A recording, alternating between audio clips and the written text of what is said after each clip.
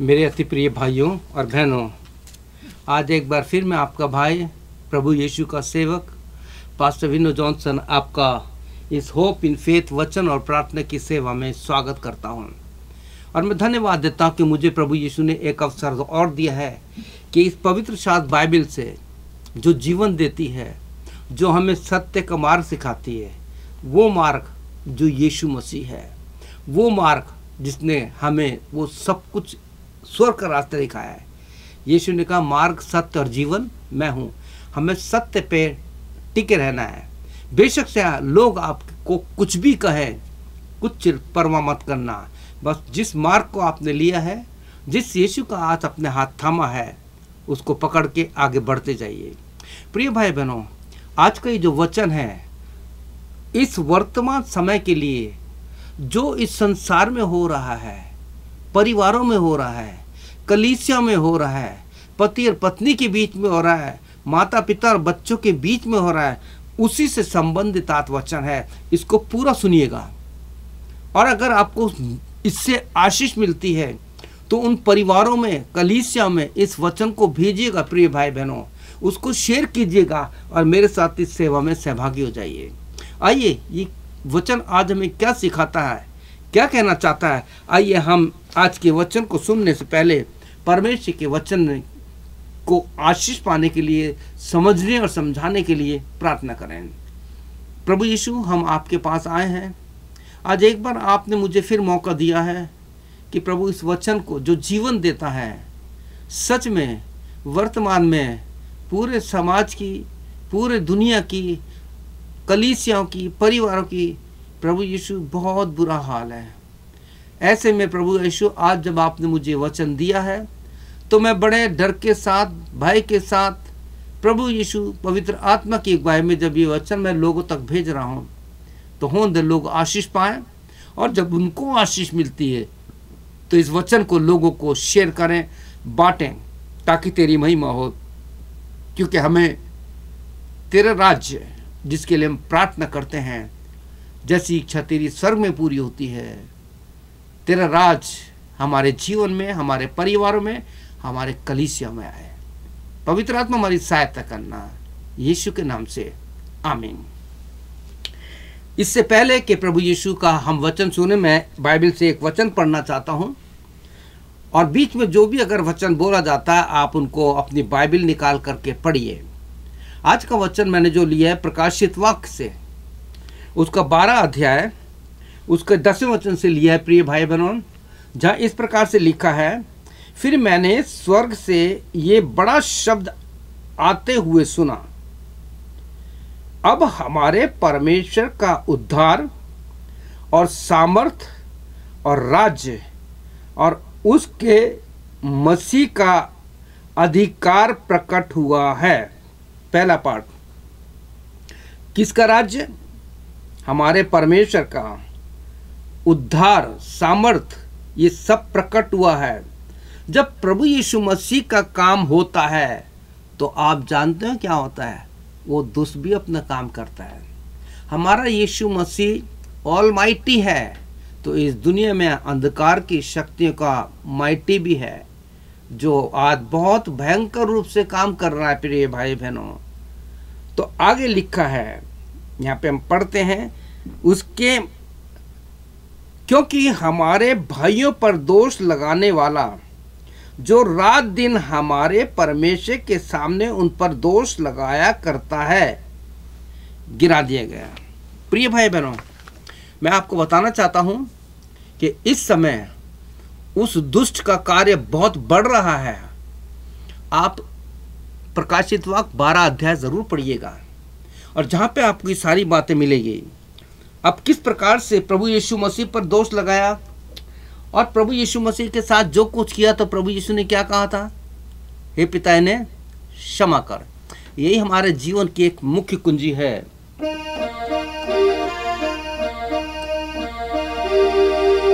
बुराई को भलाई से तुम जीत लो,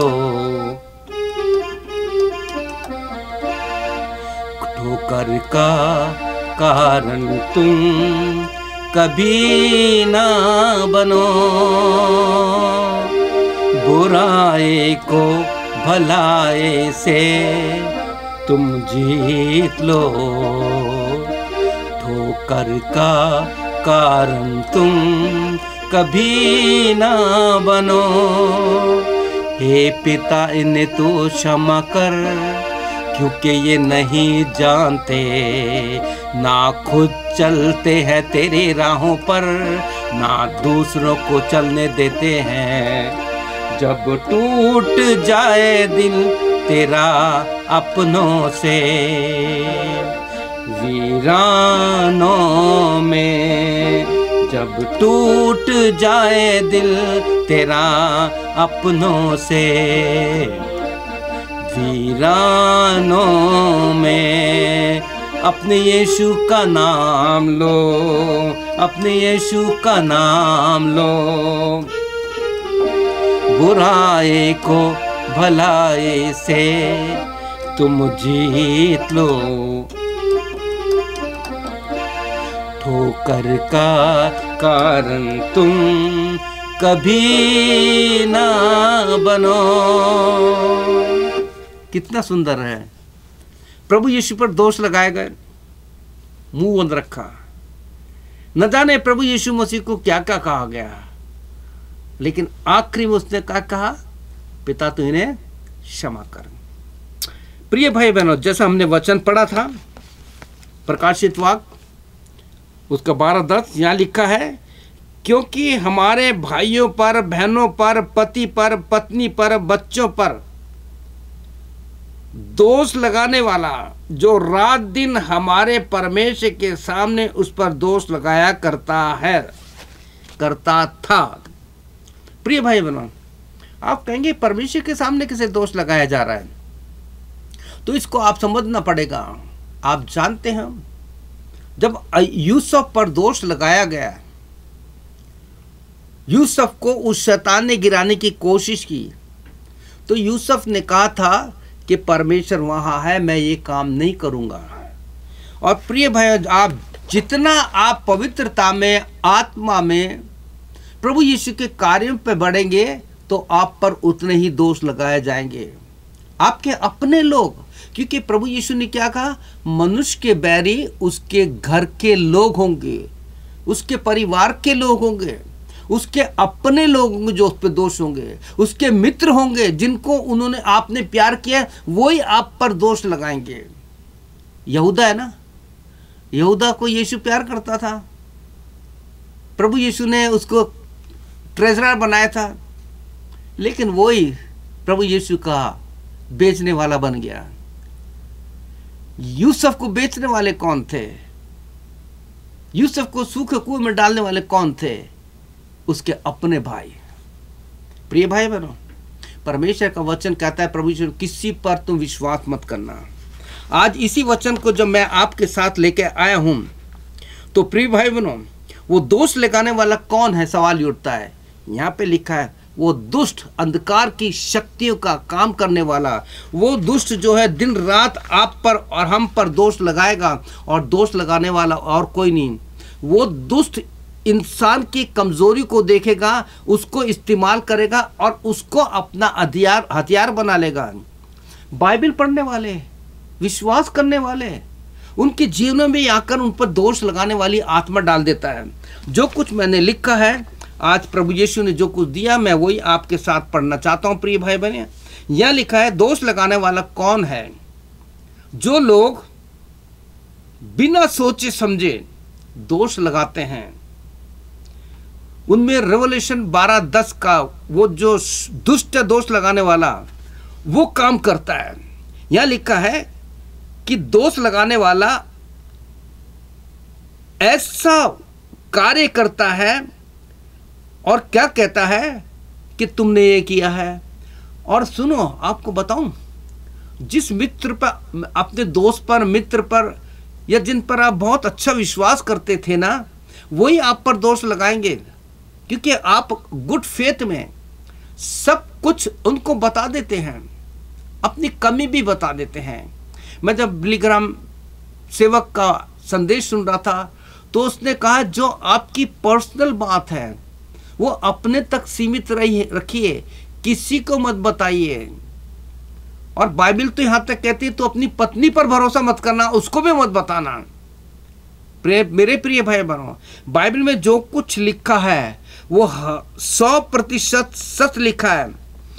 और किस प्रकार से दोष लगाया जाता है, इसके लिए मैं आपको एक ऐसे उदाहरण बताऊंगा, ऐतिहासिक उदाहरण बताऊंगा।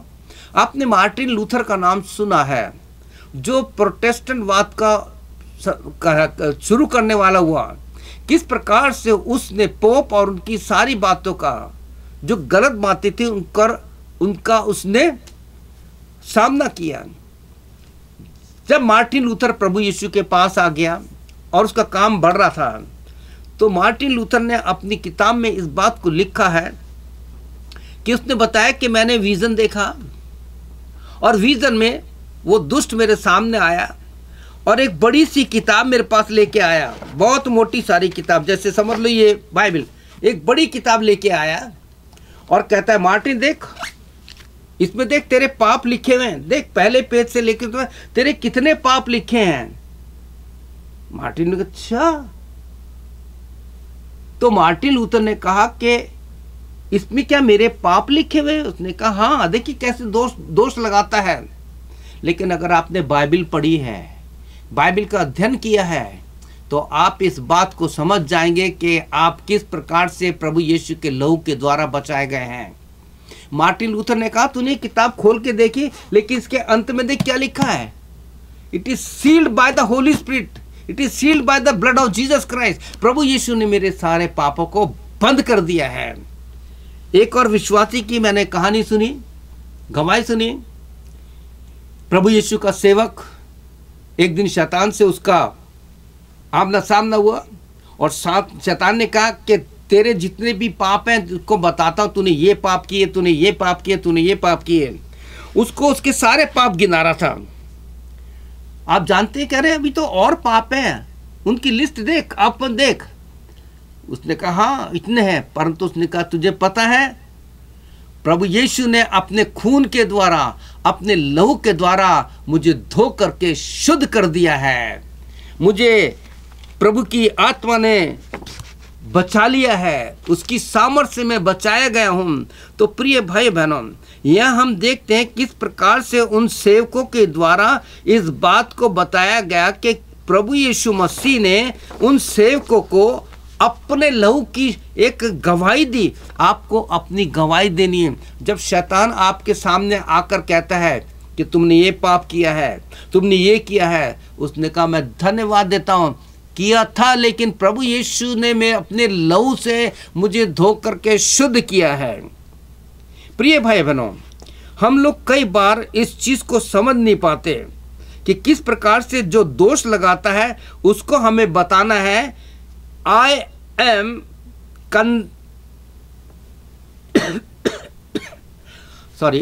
I am cleansed by the blood of Jesus Christ। मैं यीशु मसीह के द्वारा शुद्ध किया गया हूं, मेरे को यीशु मसीह ने धो दिया है। और दूसरी बात जो प्रभु यीशु मसीह के द्वारा जिसे हमें समझना है, I am justified by the blood of Jesus Christ। Blood of Jesus Christ के द्वारा मुझे जस्टिफाई ने धर्मी ठहराया गया है। शुद्ध करना या पवित्र करना और जस्टिफिकेशन का मतलब क्या होता है? जब प्रभु यीशु मसीह के पास हम आते हैं और कहते हैं प्रभु यीशु मसीह मैंने पाप किए हैं, मेरे पापों को क्षमा कर, तो प्रभु यीशु मसीह का लहू हमारे सारे अधर्मों से, सारे पापों से हमें धो करके शुद्ध कर देता है। और जब हम प्रभु यीशु मसीह के इसी लहू की दूसरी ताकत को देखते हैं तो यहाँ पाते हैं कि we are justified by the blood of Jesus Christ. I am justified by the blood of Jesus Christ, मतलब कि प्रभु यीशु मसीह ने मुझे अपने लहू से धो करके मुझे धर्मी बना दिया है। अब यीशु मसीह जब मुझे देखता है तो इस प्रकार से देखता है कि जैसे मैंने कभी पाप किया ही नहीं। लेकिन हमारे जीवन में जब हम संसार में रहते हैं तो हमारे जीवन से गलतियां हो सकती हैं। लेकिन जैसे हमें पता लगता है, पवित्र आत्मा हमें अंदर से बात करता है और हम प्रभु यीशु मसीह के पास आके तुरंत पश्चाताप करते हैं। आप इस बात को आप देखिए, पुराने नियम में भी पढ़ेंगे, नए नियम में भी पढ़ेंगे। जब आप भजन 51 पढ़ेंगे तो उसके तीसरे वचन में दाऊद कहता है, मैं तो अपने पापों को जानता हूं। और प्रिय भाई बहनों, पौलुस भी पहला कुरिन्थियों उसके 15:31 में कहता है, मैं पाप के लिए रोज मरता हूं। कहता है मैं रोज मरता हूं।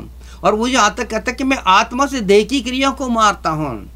और आगे बढ़कर के पौलुस ये तक कहता है कि जो आपको पहला तीमुथियुस 1:15 मिलेगा, कहता है कि ये बात सच और हर प्रकार से मानने की योग है कि प्रभु यीशु मसीह पापियों का उद्धार करने आया, जिसमें सबसे बड़ा पापी मैं हूं। और प्रिय भाई बहनों, जैसे हमने गीत सुना कि हे पिता इन्हें क्षमा कर, क्योंकि ये नहीं जानते, ना खुद चलते हैं तेरी राहों पर, ना दूसरों को चलने देते हैं। आज बहुत से लोग हैं, परिवारों में हैं, रिश्तेदारी में हैं, कलीसियाओं में हैं, एक दूसरे पे टीका टिप्पणी करते हैं, एक दूसरे पे दोष ढूंढने की कोशिश करते हैं। मेरे प्रिय भाई बहनों, कि जब प्रभु यीशु ने आपको धर्मी बना दिया है तो इसका मतलब है कि प्रभु यीशु मसीह आपके पापों को नहीं देखता। दाऊद क्या कहता है, भजन 51 पढ़ेंगे तो वहां लिखा है कि जूफे से मुझसे धो तो मैं हिम से भी ज्यादा श्वेत हो जाऊंगा। इन दिनों हमारे यहाँ बहुत बर्फ पड़ रही है, इतनी बर्फ पड़ रही है कि कहीं पैर रखने की भी जगह नहीं है। और प्रिय भाई मैंने पहले भी अपने वीडियो में दिखाया है कि जब आप बर्फ को हाथ में लेंगे ना, इतनी शुद्ध, इतनी साफ दिखाई देती है। दाऊद ने इस चीज का अनुभव किया, क्योंकि ये बर्फ आसमान से गिरती है जिसमें कोई मिलावट नहीं होती। तो कहता है कि जूफे से मुझसे धो तो मैं हिम की नाई श्वेत हो जाऊंगा। और प्रिय भाई बहनों, प्रभु यीशु का धन्यवाद हो कि जब यशाया हम पढ़ते हैं तो वहाँ लिखा है कि तुम्हारे चाहे पाप अर्गवाने रंग के हों, चाहे कैसे भी हों, वो ऊन से भी ज़्यादा और बर्फ से भी ज़्यादा श्वेत हो जाएंगे। प्रिय भाई बहनों, this is called justification by the blood of Jesus Christ. प्रभु यीशु के द्वारा जब धर्मी ठहराए जाते हैं तो धार्मिकता का आत्मा, वो पवित्र आत्मा हमारे अंदर आकर के प्रभु यीशु के मार्ग में हमें चलाती है। पौलुस पहले क्या था, वो कहता है कि व्यवस्था के अनुसार जो मैं काम करता था, मैं तो निर्दोष था, लेकिन जब मेरी प्रभु यीशु से मुलाकात हो गई तो मुझे पता लगा कि जो व्यवस्था के अनुसार जो कर रहा था, मैं लोगों को सताता था, मारता था, मेरी दृष्टि में तो ठीक था, व्यवस्था में ठीक था, लेकिन प्रभु यीशु की दृष्टि में ठीक नहीं था। क्योंकि यीशु ने खुद उससे कहा था कि शाऊल शाऊल तो मुझे क्यों सता रहा है। तब उसने कहा था, प्रभु तू कौन है? उसने कहा, मैं यीशु हूं जिसे तू सता रहा है। प्रिय भाई पढ़िए 9 अध्याय पढ़िए प्रेरितों काम का, उसमें सारा पौलुस का किस प्रकार से प्रभु यीशु मसीह के साथ मुलाकात हुई दमिश्क के रास्ते पे। प्रिय भाई बहनों, एक बात मेरे को बहुत अच्छी लगी, जब मैं भजन 25 पढ़ रहा था तो उस वचन को पढ़ते समय मेरे सामने आज के लोगों की तस्वीर आई। तो भजन जब 25 पढ़ते हैं तो आप पाएंगे कि उसके 7वें वचन में, मैं इसको पढ़ ही देता हूँ, भजन 25 उसका 7वां वचन मैं आपके लिए पढ़ना चाहता हूं, क्योंकि जब हम इस वचन को पढ़ेंगे तो बहुत अच्छा रहेगा, आपके सामने सारी बातें क्लियर हो जाएगी कि किस प्रकार से दाऊद इस बात को हमारे सामने रखता है। और जब ये बात हम दूसरों में देखते हैं तो हम क्या करते हैं, उस चीज़ को भी बताऊंगा मैं।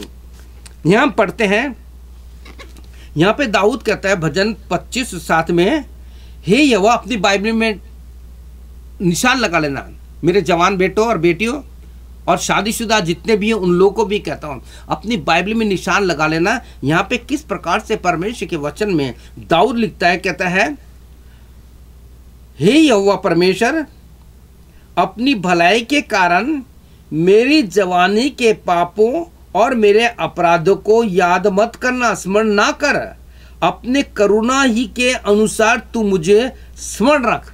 अब यहाँ पे आप देखिए दाऊद क्या कहता है, मेरे जवानी के पापों को। अब यहाँ पे परमेश्वर ने उससे कहा, मुझे पता है कि तेरे जवानी के पाप क्या थे, उसको लिखने की जरूरत नहीं है।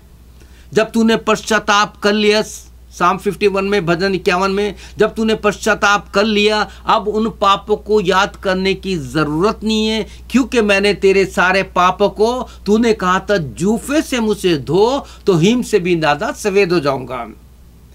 परमेश्वर ने उसके इन अपराधों को नहीं गिना। अब जब 7वां अध्याय पढ़ते रोमियो का, तो पौलुस भी कहता है कि मैं कितना कमबख्त इंसान हूं, मैं कितना कमजोर इंसान हूं। 25वां वचन पढ़ लेना, ये लिखा वहां पे। तो कहते हैं कि जिस भले काम की मैं इच्छा करता तो वो तो मैं कर नहीं पाता, लेकिन जिस बुरे काम की मैं कल्पना भी नहीं करता वो ही करता, तो उसका करने वाला मैं नहीं हूं, परंतु पाप जो मेरे अंदर मेरी नसों में दौड़ रहा है वो मुझे पाप के बंधन में डालता है। अब पौलुस ने वहां नहीं लिखवाया, परमेश्वर ने कहा दमिश्क के रास्ते पे मैंने तेरी मुलाकातों को तो माफ कर दिया, अब तेरे पापों को गिनने की जरूरत नहीं है। लेकिन आज के समय में लोग ढूंढते हैं कि उस प्रभु के सेवक ने क्या गलती की, उसको राई को पहाड़ बना करके उसको बदनाम करने की कोशिश करते हैं। मुझे भी कई प्रकार से लोगों ने बदनाम करने की कोशिश की, लेकिन धन्यवाद देता हूं, जब आप भजन 66 पढ़ेंगे तो वहां लिखा है, यदि मैंने मन में बुरी बातें सोची होती, यदि मैं परमेश्वर की दृष्टि में अच्छा नहीं होता तो मेरी कभी नहीं सुनता, लेकिन उसने मेरी प्रार्थना सुनी और जिस चट्टान पर मुझे खड़ा किया है, लोगों ने मुझे गिराने की कोशिश की लेकिन वो नहीं गिरा सके। और प्रिय भाई बहनों, मैं आपको चैलेंज से कहता हूं कि आप पर जितने भी दोष लगाए जाते हैं चुपचाप सुनिए और उनके लिए प्रार्थना कीजिए, जैसे यीशु ने आपको और हमको एक नमूना दिया है। तो लोग सोचते होंगे कि यार इसके जीवन में पाप है, उसने जवानी में कौन कौन से पाप किए। और ऐसे लोगों की दोष लगाने वालों की आदत होती है, इधर उधर घूमते हैं, उसके बारे में पूछते हैं, उसका पास्ट क्या था, उसका फ्यूचर क्या था, कैसे वो था। तो इन बातों पर ध्यान मत दीजिए। यहां किस प्रकार से परमेश्वर को हम देखते हैं कि परमेश्वर ने अनुग्रह जब था भी नहीं तब भी दाऊद को अपने लिए इस्तेमाल किया पश्चाताप करने के बाद। मैं एक चैप्टर और बताना चाहता हूं कि आप जब आप उड़ाऊ पुत्र की कहानी पढ़ेंगे तो वहां पे आप पाएंगे कि किस प्रकार से उड़ाऊ पुत्र के जीवन में क्या कुछ हो गया। आपने सब कुछ पढ़ा है, अपने लूका 15 अध्याय में आपने सब कुछ पढ़ा है कि किस प्रकार से उड़ाऊ पुत्र के जीवन से जो गलतियां हुई थी और उसने किस प्रकार से वो मार्ग चुना जो सही मार्ग नहीं था। लेकिन जब वो लौट करके आया अपने पिता के पास और जो कुछ उसने अपने जीवन में किया था, तो उसने जो कुछ भी बुरे काम किए थे, तो क्या वो एक कागज पे लिख करके आया कि मेरे ये पाप है, मैंने ये पाप किए, मेरे पाप किए। जब उड़ाऊ पुत्र प्रोडिगल सन जब अपने पिता के पास आया तो उसने अपने पापों की पूरी फहरिस्त नहीं दिखाई कि पिता मैंने ये काम किया है, लेकिन उसने क्या कहा, पिता फादर मैंने स्वर्ग के परमेश्वर और तेरे विरुद्ध में पाप किया है, मैं तेरा पुत्र कहलाने के लायक नहीं। ये इंसानी शब्द था उसका, ठीक है। लेकिन जब आप और हम प्रभु यीशु मसीह के पास आते हैं और कहते हैं प्रभु यीशु मसीह तू जानता है, मैं जब मेरे जीवन में जब उद्धार नहीं था, मैं यीशु को नहीं जानता था, मैं बाइबल को नहीं जानता था या जानती थी, तो मेरे जीवन से बहुत पाप हुए। लेकिन जब मैंने तेरा वचन पढ़ा तो मैंने पाया मैं तो उस प्रोडिगल सन के बराबर से भी गया भी हूँ, मैंने बहुत पाप किए हैं। और जब आप उस समय प्रभु यीशु को ये नहीं कहते कि प्रभु यीशु मसीह मैंने ये पाप किए, मैंने ये पाप किए, मैंने ये पाप किए। बहुत अच्छा लगता है जब ये भी वचन आप अपनी बाइबल में निशान लगा लेना, जो आपको पहला यूहन्ना उसके 3:20 में मिलेगा, 1 जॉन 3:20 मिलेगा। कहता है God knows everything because he is greater than our heart. परमेश्वर सब कुछ जानता है क्योंकि वो हमारे मन से बड़ा है। उसको बताने की जरूरत नहीं है कि मैंने इतने पाप किए, मैंने ये पाप किए। इतना कहना है प्रभु यीशु मसीह तेरी दृष्टि में जो बुरा था मैंने वो ही किया, लेकिन आज मैं तेरे पास आता हूं या आती हूं। मैं संसार के जैसा बन गया था, मैं संसार की नकल करता था, जैसा संसार में हो रहा था मैं उसके अनुसार चल रहा था, चल रही थी। लेकिन प्रभु यीशु आज मुझे इस वचन के द्वारा पता लगा कि वो दुष्ट मेरे जीवन में बराबर दोष लगाता रहता है, लेकिन यीशु मसीह आज मुझे पता लगा कि क्षमा करने वाला तू ही है। एक आपसे प्रश्न पूछता हूं प्रिय भाई बहनों, कि अगर आपको क्षमा मांगनी हो तो सबसे आसान क्षमा करने वाला कौन होगा? क्या आप अपने मित्र के पास जाके क्षमा मांग सकते हैं? क्या आप अपने किसी रिश्तेदार से कहेंगे मेरी गलती हो गई? तो मैं आपको बताना चाहता हूँ, इस समय इन दिनों जो मैं करता, मैं किसी से क्षमा नहीं मांगता, मैं केवल यीशु से मांगता। क्यों? क्योंकि आज लोगों के पास, मैं आपको ये बाइबल को हाथ में लेके मैं कह रहा हूँ, मैं किसी से क्षमा नहीं मांगता। क्यों? जब तक कि किसी के जीवन में वो क्रूस पर की क्षमा करने वाली आत्मा नहीं होगी, वो आपको क्षमा नहीं कर सकता। आप अपने परिवार में देखिए, अपने परिवार में, अपने रिश्तेदारों में देखिए कि आपसे जब गलती हो जाती तो वो 3 साल 4 साल पुरानी बात लेके आपके सामने आएंगे, तुमने ऐसा कहा था। इसके मतलब क्या है? उनके जीवन में वो दुष्ट, जो दोष लगाने वाली आत्मा है, उसके अंदर भरी पड़ी है। ऐसे लोगों ने अब तक प्रभु को जीवन नहीं दिया है। मैं तो ये भी कहता हूं कि अगर कोई दोष लगाता है ना, जैसे फर्ज करो इस व्यक्ति ने, ए व्यक्ति ने बी से कहा कि वो सी व्यक्ति ना, उसने पाप किया है, तो अब दोनों पर विश्वास मत करो। अच्छा होगा कि आप सामना कराओ, सामना कराओ। लेकिन होता क्या है कि झूठा व्यक्ति कभी सामना नहीं कराएगा, वो अपने आप को ऊंचा उठाएगा।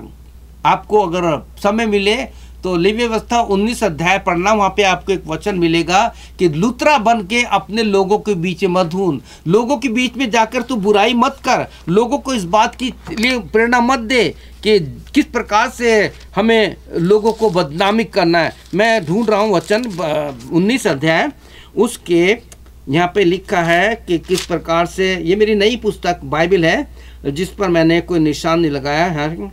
यहाँ पे लिखा है कि लुतरा बन के तू अपने लोगों के बीच में मत घूम, बदनामी मत कर। आप ढूंढिए अपनी बाइबल में, इसका निशान लगा लीजिए। तो प्रिय भाई बहनों, जब आपके ऊपर कोई दोष लगाता है ना, तो आप जानते हैं वो दोष लगाने वाली आत्मा, जो प्रकाशित वाक्य में हमने पढ़ा था कि हमारे भाइयों पर, हमारे बहनों पर, हमें पत्नी पर, हमारे पति पर, हमारे बच्चों पर दोष लगाने वाली आत्मा, जो उनके द्वारा परिवारों को बर्बाद करती है, प्रेम खत्म हो जाता है। तो ऐसे में आपको यही कहना है कि प्रभु यीशु ने मुझे क्षमा किया है। प्रभु यीशु ने यह भी कहा है, जो आपको मत्ती 7 उसके 1 और 2 में मिलेगा, कि प्रभु यीशु ने कहा दोष मत लगाओ कि तुम पर भी दोष लगाया जाए।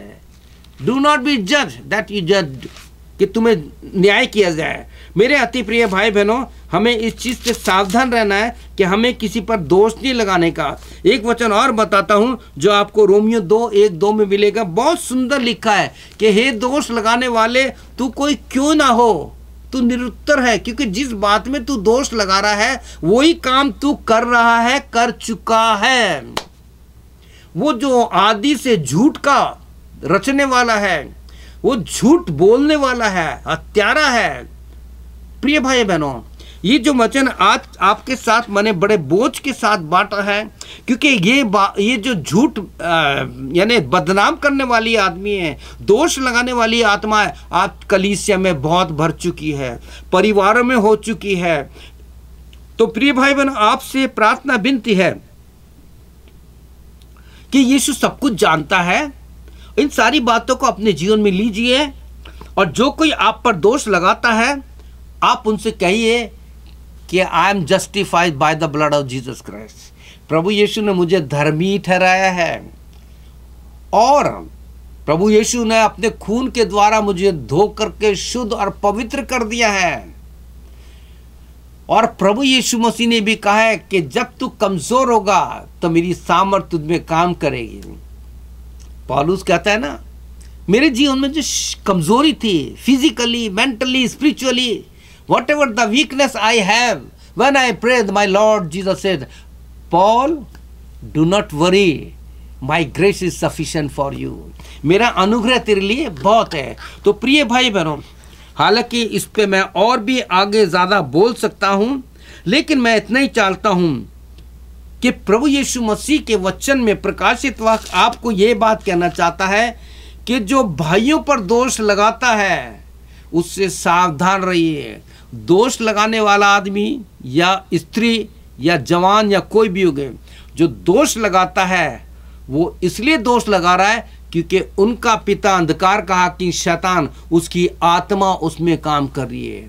और अगर हमारे अंदर प्रभु यीशु मसीह की क्षमा करने वाली आत्मा होगी, प्रेम करने वाली आत्मा होगी, तो हम ये कहेंगे, हे पिता इन्हें क्षमा कर, प्रभु मेरे भाई या बहन को क्षमा कर, क्योंकि जो कुछ उसने कहा है वो तू जानता है।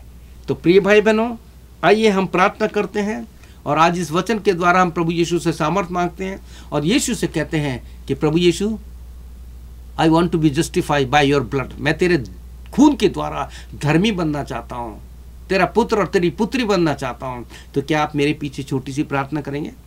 तो आइए हम प्रार्थना करते हैं। मेरे पीछे इतना बोलिए, प्रभु यीशु, मैं जानता हूँ, जानती हूँ कि मेरे जवानी के पाप क्या हैं, मैंने अपने जीवन में क्या किया है, तू सब कुछ जानता है। आज मैं अपने पाप का बोझ लेकर तेरे पास आया हूँ, तेरे पास आई हूँ। प्रभु यीशु, मेरे पापों को क्षमा कर और अपने खून से धो करके मुझे शुद्ध कर दे, पवित्र कर दे। Make me justify. प्रभु यीशु, जैसा तू है वैसा मुझे बना दे। यीशु, तेरा स्वभाव मुझे दे दे। तेरे जैसा प्रभु जो प्रेम है करने वाला, वो प्रेम मुझे दे दे।